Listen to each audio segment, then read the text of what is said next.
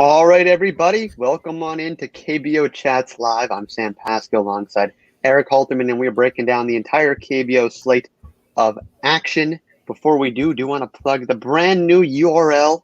You can find a free subscription of RotoWire. Get all the stuff we're going to go over right now with the tools, lineups, all that.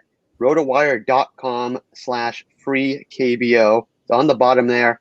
Check it out. Should be really cool. Eric, how you feeling right now with KBO action in the thick of a playoff race? Yeah, it's as tight as ever. Didn't really see teams separate themselves too much since we last talked. I mean, we're so many teams within 5-6 games of each other. Somebody making a run could really break things open here, but it looks like we're set for a real tight final few weeks here. Yes, and you can take a look at the standings here on rotowire.com, the URL below. No one really standing out, like you said, a lot of parity. In terms of storylines to kind of look out for, I noted a couple here. The Dinos, they're still in number one. You can see on a 2-game winning streak right here. The Wiz, they've moved up to 4th place in the actual standings. I know they've been pretty high in the power rankings, but officially number 4 and the 4th team to 60 wins. And the Lotte Giants, they swept the Kiwoom Heroes. They're right there at number 7. They're on ESPN tonight against the Twins. Of those 3, do anyone really stand out in terms of those storylines? Yeah, I mean, if the Giants can really make a run, that'll make it quite interesting. We have one too many teams for the 5 playoff spots. Only 5 teams make it. So as of right now, the Tigers will be disappointed, missing by just a game and a half if the season ended today. It's still a decent-sized gap of 4 games for the Giants, and I don't really think they have the same talent up and down the roster as the 6 teams ahead of them. But they've surprised me all year. They've been surprisingly competitive throughout the season, and they're just one run away. You know, if they can get on a 5-game, 6-game winning streak or so, there's certainly time for them to close that gap. They'll need somebody else to fall as well. But, you know, with 6 teams, they just need 2 of those teams to be slow down the stretch, and certainly all of them have been capable of slumping at times. So I think really these next few games for the Giants, if they can close that gap by a little bit more, it'll get even more exciting down the stretch. Yes, let's dive right into these games in case you're joining in. We are taking comments. Josh, welcome into the show tonight. We're diving into our first matchup, the Eagles against the Kiwoom Heroes. The Heroes had their first victory since September 12th last night. Not what you want to see from a serious playoff contender, but they should be able to get back on a winning streak here with Eric Jokic looking like he's 100%. His last start, 7 innings, no runs, first time he did that since June 27th. I mean, that's high expectations, but still, that's what we expect from him. 7 innings, no runs. What do you think from the Heroes ace tonight? Yeah, I mean, he'd been dominant throughout the year, then ran into a little shoulder thing in late August. Didn't miss a ton of time, but then he was quite bad in his first start back. It was like 2 or 3 innings and quite a lot of runs. And he really hadn't done that all year. He's been just incredibly consistent. I guess it was only 4 runs, but still in 2 innings, that's not good. Normally, you might want to see more than 1 start to be fully convinced that a guy's back, but given that the injury was pretty brief and given how dominant Jokic has been throughout the year, I would be pretty confident treating him as fully healthy. Again, he did it against the Bears of all teams too, and it was an absolutely dominant performance, just 3 hits in 7 innings, no walks, 6 strikeouts is a lot for him. He doesn't strike out a ton of guys.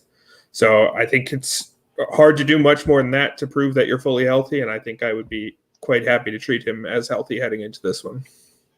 Do the strikeout numbers give you maybe a little bit more room for encouragement there? 6 strikeouts, no walks. What are your thoughts on that type of performance against the Bears in particular? Yeah, he hasn't been really a big strikeout guy throughout the year. Just 16.9% strikeout rate is slightly below league average, not terrible. Really avoiding walks is something that he's done all year. He's got a walk rate of 4.2%, less than half of league average. And so from that perspective, the 0 walks are hardly a surprise. The 6 strikeouts, one of his better performances.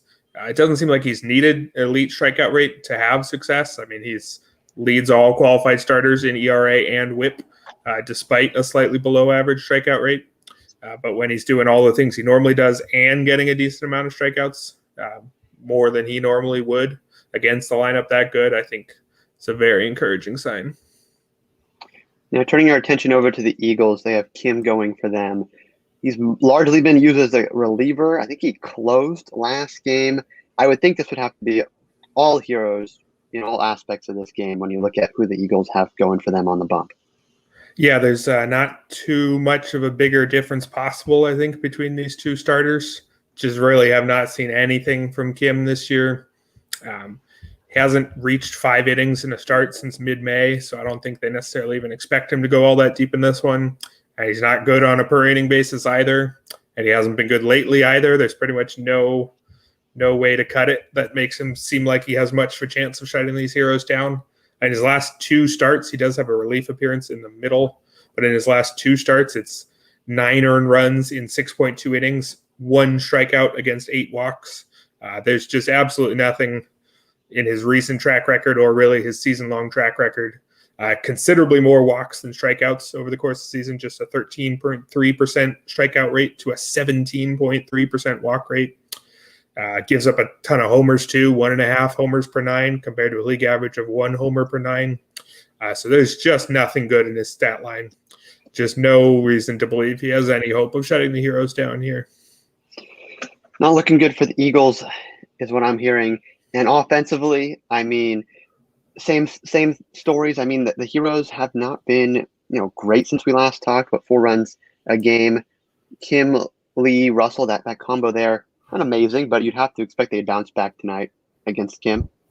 Yeah, given Kim's numbers, I'd be pretty happy owning nearly any hero in this one. Should highlight Woonbin Kim again. I think we may have talked about him last time, but with Byung-ho Park out for the regular season, he may be back for the playoffs, but he's got a broken finger. Is expected to miss the rest of the year. They have a hole at first base, but Woonbin Kim has filled it just fine. He hadn't done much at all prior to this year. He's not that old, but he's had a couple years as a very much a bit part player. But he's emerged as a solid option in the absence of Byung-ho Park. He's got an OPS of 1167 in his last 11 games. And his price hasn't risen all that high on DraftKings yet. He's a lefty against Kim here. Not that I would be afraid to start the heroes righties either. So if he keeps hitting pretty well, that gives another solid option to that heroes lineup. And again, even if they haven't been awesome lately, this is the time for them to do it for sure. I like it. I mean, this should be an easy one with the heroes. I'm assuming you're going to go with the heroes on the pick. And the line right now, consensus, is 8.5. That's pretty low. I would think the over. Yeah, that is quite low. I think it's very, very obvious heroes. I think it's probably no doubt that this is going to be the number 1 pick. Eagles have won just 1 of their last 7. It was the time we picked them. Yeah. Just have to give ourselves props for that when we actually picked the Eagles, and it actually worked on Tuesday. I would definitely not do that here. Massive gap between the starting pitchers and a very large gap between the lineups as well. It's really, for the over-under, just comes down to how many runs you think the heroes are going to get, because I doubt Jokic gives up more than about 2. If we give the Eagles 2 runs, do we think the heroes can get 7? I think they can. So I'll pick the over here. So I like the heroes and the over in this matchup. In case you're just tuning in, this is KBO Chats Live. You can check out the URL at the bottom for a free RotoWire subscription to check out all the tools and research we're talking about here. Barry, welcome in. Another great show, of course. So moving on now, we now have the Kia Tigers facing off against the Samsung Lions in a very interesting pitching matchup. 2 pitchers, 4 imports that have been quite good recently. Your guy, will start with him, Drew Gagnon on the Tigers.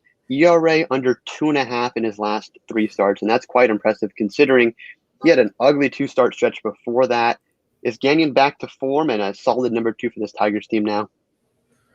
Yeah, maybe most of the way back. So in his first 4 starts of August, it was an ERA of 9 and a whip of 258 with just 1 more strikeout than walk in those 4 August starts. Like you said, in his last 3, ERA of 229, whip under 1. The only thing that worries me a bit is it's just 12 strikeouts against 8 walks over 3 starts. It's not great. 4 strikeouts per start. He has been an above average strikeout guy. 20.4% is a couple ticks above league average. He walks a few too many guys, but not a ton, at least over the course of the year. Lately, though, the strikeout numbers still being down does worry me a bit, especially when we're playing this series in the league's most hitter-friendly park. And, easiest way to avoid a homer is to not let him hit it at all. So there's potential there for the Lions to score some on him. Not that they have a great lineup by any means, so it's in theory a little better with Daniel Palka in there. So I would say I'm not fully back on Gagnon, but definitely some encouraging signs. Yeah, that's great to hear. This Tigers team definitely relies on that pitching staff, and Gagnon is a crucial part of that coming down the stretch. See how he performs tonight, as he does not have an easy task when you look at the opposing pitcher he's facing. Ben Lively, someone we have not talked a lot about in terms of great success, but recently, I wrote this down here, elite numbers his last 2 starts. 8 innings, 1 run on 2 hits against LG, and then 7 shutout innings of 3 hit ball against the NC Dinos. What is up with Ben Lively? Is he the newest, hottest pitcher in the KBO? That's someone to really look out for? Well, he did show some things last year.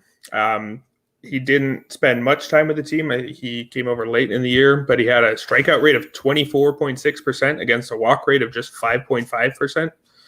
Those would be elite numbers for sure if he kept them up over the course of the year. It's a 20.9% strikeout rate this year, which is down a few ticks. The walk rate's been way up, 10.5%. And again, he was a control guy last season. But those numbers we're seeing in his last 2 starts. It's not like this is something he hasn't shown before in Korea. So I would believe in it a little bit more than with most guys who have a mediocre season-long numbers like he does, given that he's shown it in the past and given that it was against 2 very good lineups in the Dinos and Twins. So I would have liked to have seen more than 2 starts to be fully in on him. But given that he's shown some of this before, I think I'm mostly buying in. Yeah, I mean, that's encouraging when you see back-to-back, and especially against those type of lineups. I mean, these are the teams, these are probably the championship level lineups, and he's shutting them down. And that's saying a lot after, giving up 10 hits against the Heroes. So see what he can do against the Tigers tonight. In terms of the offense that these pitchers will have to face, I would think you'd go the under. I mean, Lions are 8th in runs per game. Palka maybe is something, but looking around these lineups, I'm not sure if tonight is the night. Kia did score 12 in game 1, but they got Ben Lively they got to face, so maybe not. Yeah, it is a good hitter's park, and there are some guys in both lineups. But given that both pitchers are playing pretty well lately, I think this is going to be fairly low scoring. But I don't hate taking a shot on some of the top hitters here, given the park for daily fantasy purposes. Hyung-Woo Choi has got a 1247 OPS in his last 11. Preston Tucker's got a 1248 OPS in his last 9. They're both quite hot at the heart of the Tigers order. They get the platoon advantage against Lively in a hitter-friendly park. Again, Lively has been really good lately, but it's not the worst idea given the park there. Plus, they'll probably get an at-bat or 2 against someone else. On the other side, Daniel Palka hasn't done a ton, though a guy who's been great is Jung Yuk Kim, their number 5 hitter. He was so bad early this year that he was demoted twice. But since his last demotion, when he returned in early August, he's hitting .402 with an OPS over 1,000 in 32 games, and he's shown good power too. He doesn't really walk ever, but he makes a ton of contact, and a decent amount of it goes over the fence. He's still quite cheap on DraftKings. Again, not the best matchup here against Gagnon, but given what he's done lately, given his price, given the park, definitely somebody to be interested in. Yeah, that's an impressive stretch there. You're seeing some multi-hit games, a 5-hit game in there as well. This should be an interesting one. I would think you'd have to side with the Tigers just because of the overall season success, and they do have a bit more wins this year than the Lions. But I don't know, Lively could go out there, throw a complete game, go 8 innings or something like that. It feels almost like a pick'em. Yeah, it's really close. I'm actually going to slightly side with Lively. Again, I think it's more impressive recent performance when you look at that strikeout to walk dominance. When you add that in, again, Gagnon's kept runs off the board, which is encouraging, but he's not back to his old form. He, again, was a guy I loved early in the year because his strikeout to walk ratio was excellent. while his ERA was merely good, and it certainly looked like it would get better. But instead, what happened was the strikeouts and walks got worse, and they haven't really gotten better yet, even though he's keeping runs off the board better. So given that the two lineups are fairly close, we got the 6th versus 8th ranked lineups here, Tigers being slightly ahead, but I'm pretty excited by what Lively's done lately. I don't think my perception is skewed by the fact that he's a former Philly. I think that's just looking at the numbers. But yeah, in this battle of former NL East pitchers, I'm slightly more excited by what Lively's doing lately, so I'll side with him. Yeah, against the former Met too. We'll have to see what happens there. But in terms of the total, it's set at 10 runs. I would think it'd be an easy under if we get the true forms of both these guys, or the maximum form, which has been their true form recently. But 10 runs is maybe a little high. Yeah, the only reason that I wouldn't go with the under is just the park. But again, it's not like Daegu Samsung Lions Park. It's not Coors Field by any means. It's just a hitter-friendly park. So I think given that, I'm pretty excited about both pitchers. I will side under here. So going with the Lions and the under. In case you're just tuning in, getting a lot of action here in the chat. This is KBO Chats live.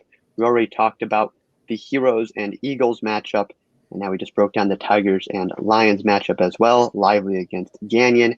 In case you're new to RotoWire, check out the link scrolling there on the bottom, rotowire.com/free KBO, to get all the research, lineups, and more, even news too. We got the injury updates, everything you need for KBO. So moving on now, Lotte LG Twins, Adrian Sampson, pretty good, I gotta say, when looking at what he's done recently, albeit no strikeouts, but ERA close to 1 his last 4 starts, each time out going 6+ innings. I think, I don't want to say Dan Straley level, but if he keeps this up, they might have maybe 2 Dans out there.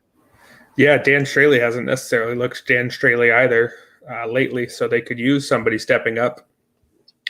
Straley backed his ERA and WHIP numbers up with excellent strikeout numbers too, which Sampson definitely has not done. But it's hard to see much more of a dramatic turnaround. In his first 12 starts, a 7.20 ERA and a 1.88 WHIP. It's a 1.05 ERA and an 0.86 WHIP in his last 4.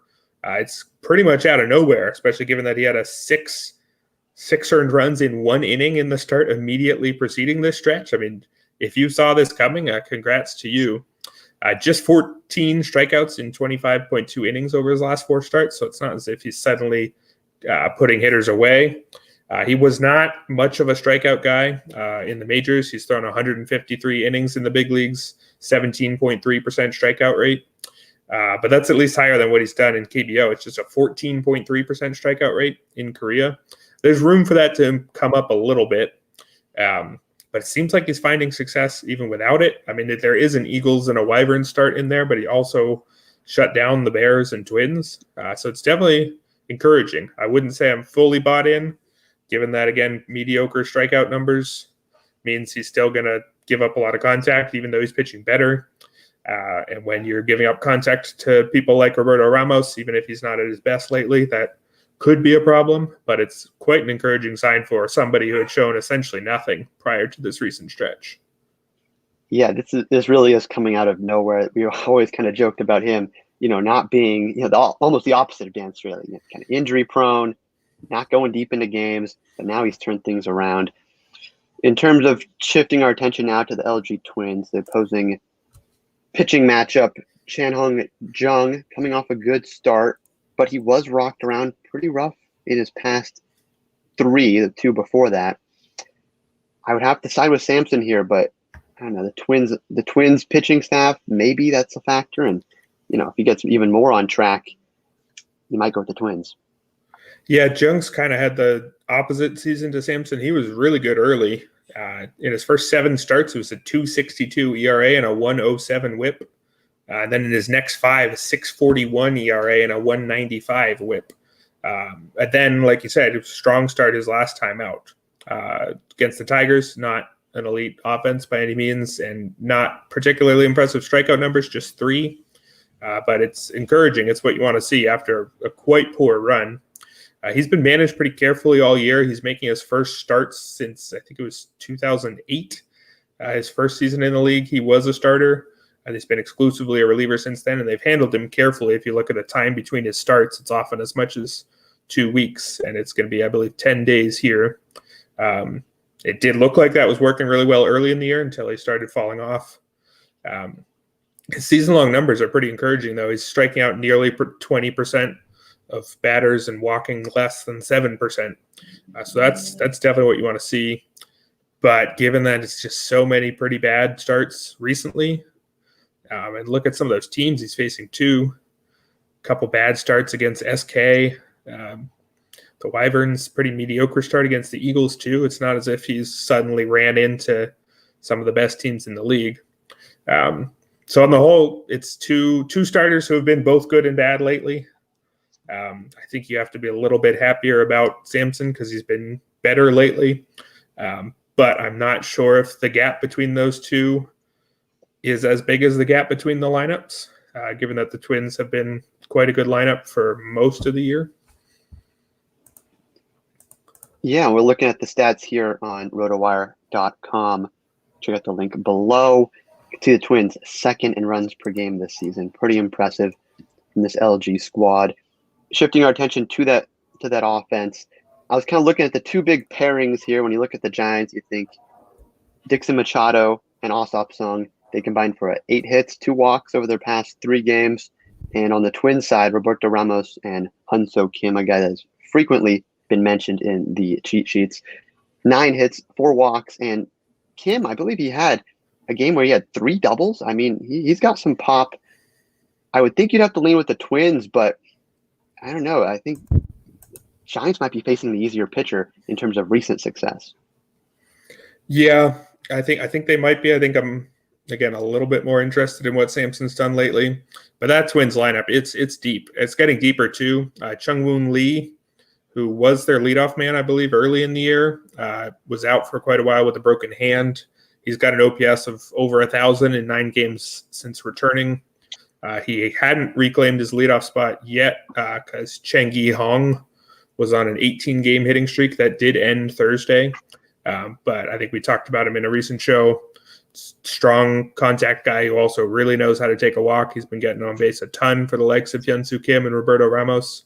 So they're really a lineup that goes at least 6 or so deep, which has helped them score the second most runs in the league now. I think it looks like they've just moved back ahead of the Bears, which is, again, extra impressive when you consider that they play in the league's most pitcher-friendly park, James Hill Baseball Stadium, that they share with the Doosan Bears. So it's quite a tough task for Sampson in this one. What do you say? Ramos is a little bigger of a star, a little bit more of a threat on a more of a consistent basis than Machado? Or do you think Machado's kind of made up some ground and maybe could be someone that's competitive deeper in that Giants lineup and extend that lineup a little, 6 deep? I think Machado at his best is useful. If you can get very good glove work and a competent bat from your shortstop, I think you're happy with that. But he's no power hitter. He's no Roberto Ramos. Ramos is kind of been on and off. His batting average hasn't been all that high lately, but he does have 2 homers in his last 5 games, OPS of 918 in that stretch. When Ramos is on, he's as good as anybody in the league. He was the MVP favorite early in the season before he went down with a couple minor injuries and hasn't been fully the same since he came back. But when he's on, he's the best hitter in the league. When he's close to on, he's still a top 10 hitter. I think he's close to on right now. I think he's a good deal ahead of most foreign hitters in the league. All right, so you got the edge with Ramos, but the edge with Sampson. Who are you going to go with for the victory tonight? On ESPN, too, they are playing. I'm going to go with the Twins. I wish that they had been playing a bit better lately. They did bounce back from a 1-6 stretch with victories over the Eagles and Giants in their last 2, and big victories too, 20-6 combined score. The Giants have been playing fairly well lately. They won 5 of 8. But I think there's too much talent on that Twins team. And when the only real advantage that the Giants have is that their pitcher has been better lately, despite being quite bad for most of the year, I think I still lean Twins. In terms of the total, which is set at 9 right now, consensus will be played, actually. No rain. What are we thinking? What versions of Samson and Jung are we going to see tonight? Yeah, nine is fairly low, so all you need is one of them to be not fully on their game, and I think you pretty easily hit the over. So I think I'll go with the over here. I think you'd need quite good outings from both of them, which they are capable of, but I think the odds of them both having some of their best games at the same time is probably pretty low. Yes, I'd have to agree with that, even though Samson has been very impressive lately. So moving on now, Deuce and Bears KT Wiz, the guy I really like. Won Jun Choi pitching for the Bears, someone that they've been trying to find someone to be that third guy behind Alcantara and Flexen, and I think this guy could be it. He did just come off his first loss in the KBO this year, so it is maybe a little discouraging there. But I mean, he has an ERA under 2 over his last 28 and 2/3 innings pitched. What are we seeing from the Bears ace, if I can say that? Yeah, well, not an ace as long as they have Raul Alcantara, but a legitimate number 3 at worst. Like you said, he did take his first loss, but it wasn't a bad outing by any means. 2 runs in just shy of 6 innings against a solid Heroes lineup. He's really been quite good since he entered the rotation. I think he has 11 starts total. He had 1 earlier in the year, and then he's got a run of 10. He took over when Chris Flexen broke his foot, and he was so good that he's still here now that Flexen's back. Since he joined the rotation in those 10 starts, it's a 2.87 ERA. 1.29 whip is good, but not quite as dominant as you might think given that ERA. I think that ERA overrates him a bit, but that doesn't mean that he's bad.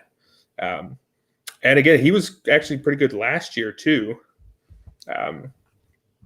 as mostly a reliever. So it's not like this is out of nowhere by any means. He had a 2.65 ERA and a 1.25 whip last year. Just 3 starts, mostly a reliever, like I said. So he has a track record. I think he's a legitimate mid-rotation starter at worst. Not elite strikeout numbers, but 17.7% is actually right around league average, and he walks just 5.6%, which is quite a bit better than average there. So that adds up to quite a good starter, maybe even a number 2. Definitely, I think a number 3. And he hasn't given up big numbers at all. Only twice in that stretch of 10 starts has he allowed more than 2 earned runs, and he's never allowed more than 4. So he, at worst, minimizes the damage, and at best, he's quite good.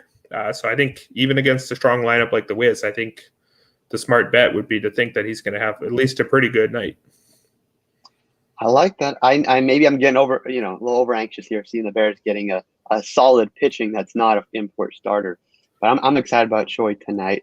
We'll see how he handles, facing off against the KT Wiz offense and what they've known to be able to do. But before we get to that, let's talk about that Wiz pitching. Han Jung So going for them tonight. Lightning picks, talking about him. And he's another guy like Samson and Lively. A lot of the guys we're talking about tonight, tail of 2 starters. But from May to July, he had an ERA close to 6. And then since August to now, ERA barely over 2.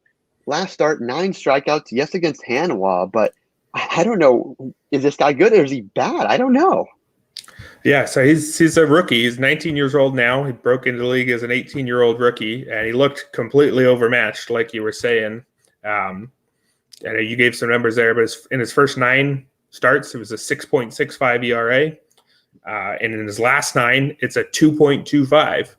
Just pretty much out of nowhere, he became way better. And his strikeout rates also jumped up, too. It was a very low 4.3 strikeouts per 9 in his first 9 starts.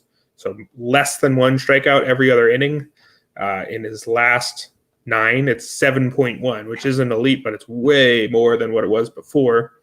Just said he smashed his career high with 9 last time out. He had no more than 6 before. I'm not going to assume that he's suddenly an elite strikeout arm. Strikeout rate on the season, 14.9%, isn't impressive at all. But he's been noticeably better for now quite a long time.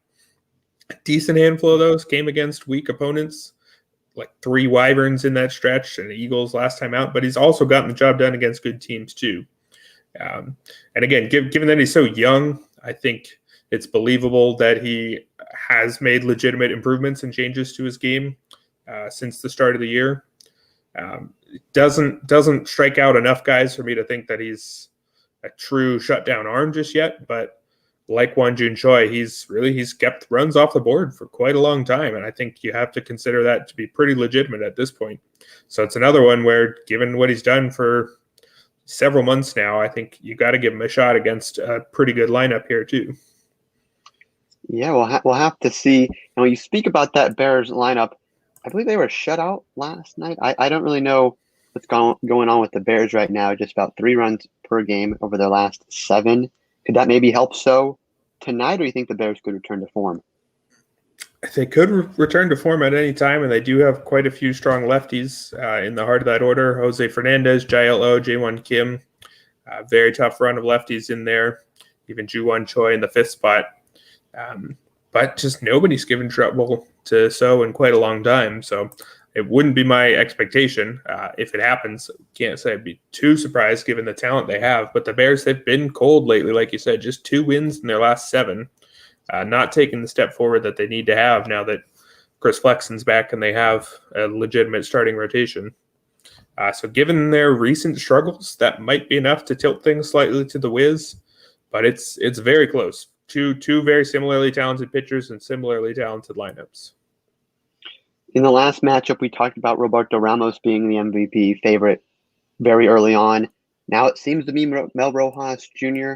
checking in on him and that offense. What do we think? Yeah, he's fully back. He was the obvious MVP for most of the year after taking the title from Roberto Ramos in, I think it was mid to late June. He started his run. He went suddenly and very cold in his back half of August. Last 17 games of August, he hit 132, 150, 276. That's an OPS of 426, if my math is right there, which is, way below expectations for him. You'd think a cold stretch would be like a 600 OPS or something from a guy like this. But it apparently didn't linger. He's fully back in September. In 15 September games, he has an OPS of 1204. Barely even counts as a hot streak, given his season-long numbers. But just to see that he's fully back to what he once was. He did go hitless in his last game, but he's been everything he's supposed to be for over 2 weeks now. So I'd be pretty fully confident in him tonight.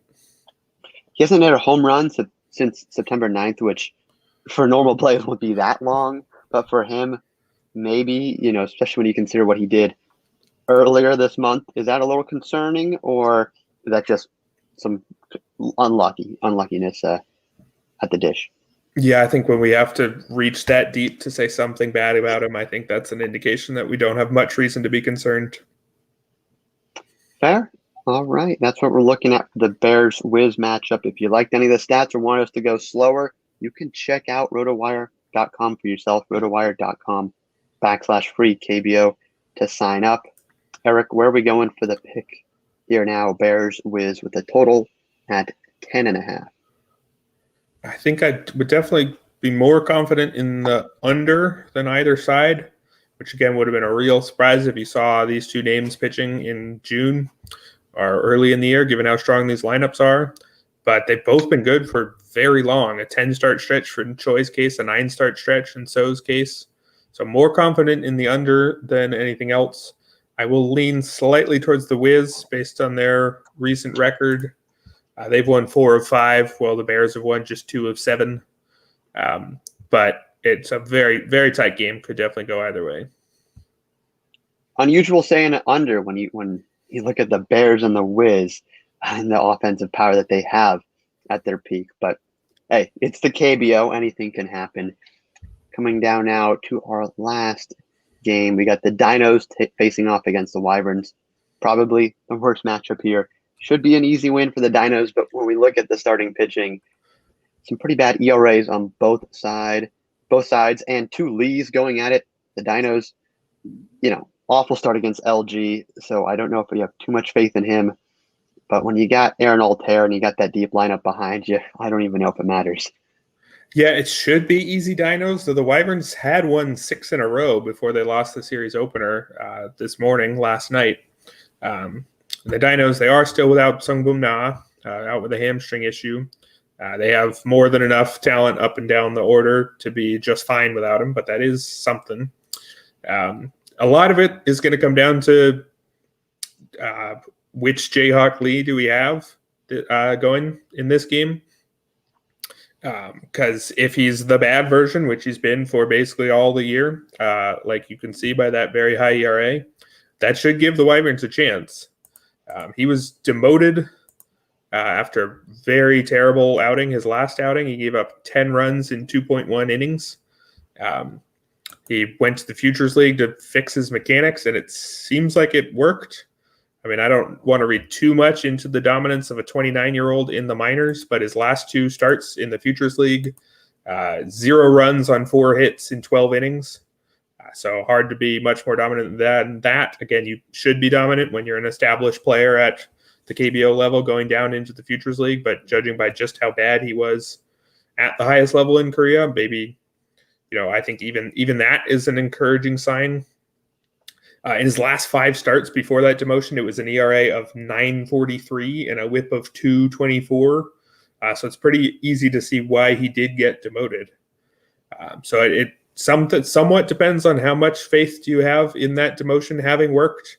How much are you going to care about 2 completely dominant Futures League starts? I think you care at least a little bit. But this is a guy who was pretty good last year. Not a dominant strikeout arm and below average strikeout rate last year, but still had a 3.75 ERA, WHIP of 1.36. Both of those are completely fine numbers. He was supposed to be probably, I guess, their number 4 behind their 2 foreign starters in Chang Mo Koo. But he was supposed to be completely legitimate mid-rotation starter that they had no reason to worry about. So if they can get him back to being that, that'll help. They may have. Maybe the demotion worked. I think we'll have a better idea whether or not it worked after tonight's game, though. Yeah, questionable how much you can value those minor league starts, especially in the KBO. But now turning our attention to the other league going tonight, coming off a pretty good start, 2-hit shutout in 6 innings against the Giants. But before that, on a pretty rough 4-start stretch, which Lee, the Wyverns, are we going to see tonight? Yeah, I think odds are pretty high. It's the bad version. Even in his good start last time out, it was 5 strikeouts against 4 walks on the season as a whole. Slightly below average strikeout rate, 16.7%, and a walk rate of 14.7%. Way worse than league average. It's way worse than pretty much everybody. 14.7% walk rate is 3 points higher than any other pitcher who's thrown at least 90 innings. Next worst, incidentally, is his teammate Ricardo Pinto, who we've had plenty of not very good things to say about. So he walks everyone. And when you've got Dinos hitters who will have a lot of fun with man on base with the amount of power that they have, that is not a good recipe for Jung Yuk Lee here. And again, before his decent start, his last time out, he had a 9.67 ERA and a 2.07 WHIP in his last 6 starts. And I don't think one decent start, which again, only 2 hits in that last inning, is definitely encouraging, but just not nearly enough to make up for a quite poor season. He also didn't really have any expectations heading into this year. He'd just thrown 2 total innings at the KBO level, none of which came in the last 2 years. So he's very much just the kind of guy that a struggling team calls up because they need somebody, and he's sort of kept runs off the board at a decent clip, but all the underlying numbers say that it's about to fall apart pretty hard, and it has been, at least for most of his recent outings. Yeah, you see that start against the Dinos, and not good the last time out, and then you see those walks. 8 walks is not something you want to see. I mean, what's that, like Robbie Ray before he's traded to the Blue Jays? I mean, that's not good for the Wyverns pitching tonight. Barry here asking about the pricing. Any other advice in terms of DFS outlook for this game with the 2 Lees facing off on the bump? I mean, I'd be happy with pretty much all of the hitters. That's for sure. Tyler White, I guess, on the Wyverns has done kind of nothing. Just one hit in his last 5 games. But, you got to give some respect to former major leaguers until they prove otherwise. And I don't think he's counts as having proven otherwise, despite the fact that it's been quite awful. But if he's cheap enough and he's going against a pitcher who's been this bad lately, worth a shot there, maybe. Hey, Tyler White did have at least his first KBO home run, so that's maybe something. I actually was not expecting you to go against the White. I thought maybe that'd be a little room for optimism, but then those 2 other games, maybe not. Yeah, I mean, one hit in 5 games. So, funnily enough, he has an on-base percentage of .412 in those 5 games, despite having only 1 hit, because he keeps walking and getting hit by pitch. But yeah, hasn't been encouraging there yet, but might take a flyer on him anyway. Yeah, that's a little unusual. Not what the Wyverns expected when they signed this guy to be a walking on-base machine. I want him more like Jamie Romack Jr. with that level of power, but I guess that's okay. It doesn't really matter for the Wyverns at this point when you see that record. In terms of Dino's offense, are they okay? Last 5 games, just a tick over 3 runs per game. Everything pretty much good faith that they can, score against the Wyverns. Yeah, there's too much talent there, even if some of them have been slightly colder lately. Although it looks like Yuji Yang hasn't gone hitless in 16 games. He's got an OPS over 1,000 in that stretch. I believe Aaron Altair is hitting well lately, too. He did have a couple of hitless games, but he had 2 hits last night, including a homer. 3 homers in his last 7 games for Altair. Still batting near the bottom of the order. Really do not get the Dinos lineup construction, but I can't say that I should be making their lineup instead of them because they're winning the league. So that's, very, very odd there. I don't end up recommending Altair for fantasy nearly as often as I want to because I don't like recommending guys in the bottom half of the order just because odds are they get 1 fewer at bat than guys at the top half. There's no reason to throw out, 1 out of your 5 or 6 plate appearances if you have so many other choices, but he's been so good that it kind of doesn't matter. Given how bad Jung Yuk Kim is, even some of the Dinos' worst hitters should be fine in this one. So I don't even think I need to have seen them be all that good lately to be pretty confident in them tonight. Yeah, you can see here, this is one of the great benefits of rotowire.com, of course, rotowire.com/free KBO. You can see where Altair's hit in the lineup for the past couple of weeks here. As high as 2nd, 2 days ago, and now back down to 9th. That's the expected. Very unusual construction, but it seems to win. Don't know if that really translates to more DFS production because the 1 fewer at bat, but that's where you at least find that out. You can see he's not been hit very high in the lineup recently. Lightning picks here likes the over. What are we thinking about with the picks here? I think easy Dinos, but in terms of the total, where are we going? I think it's got to be over. Both the pitchers have been so bad for most of the year, even though it hasn't always led to a ton of runs in Jung Yuk Kim's case. The underlying numbers are very bad there. Maybe Jae-Hak Lee completely fixed himself in the minors, but I'd like to see at least 1 start at the KBO level. So pretty easy over there. Pretty easy Dinos too. Just so much of a better lineup. I mean, if Jae-Hak Lee is back, then it's even easier, but I don't even think he has to be, given how shaky Jung Yuk Kim has been recently and really throughout the year. All right, and that's all 5 games here. Broke them all down. If you want more, of course, rotowire.com/free KBO. Got to plug that. Taking a look at the top 3 picks, Barry is already hopping down. Here, you hinted at the Heroes. He commented that, on the money line, they are big favorites. Are they the number 1 pick for a good reason? Yeah, they have to be. Again, if we hadn't seen Eric Jokic have that good start last time out, there'd still be worries about his shoulder injury. He did have one of his I think, easily his worst outing of the year immediately upon his return, but he seems fine now. The gap between the Heroes and Eagles was huge to begin with. Jung Kim has been awful all year. So obvious, I think, in this one. It's baseball. You never know exactly what's going to happen, but it doesn't get much bigger of a favorite than this.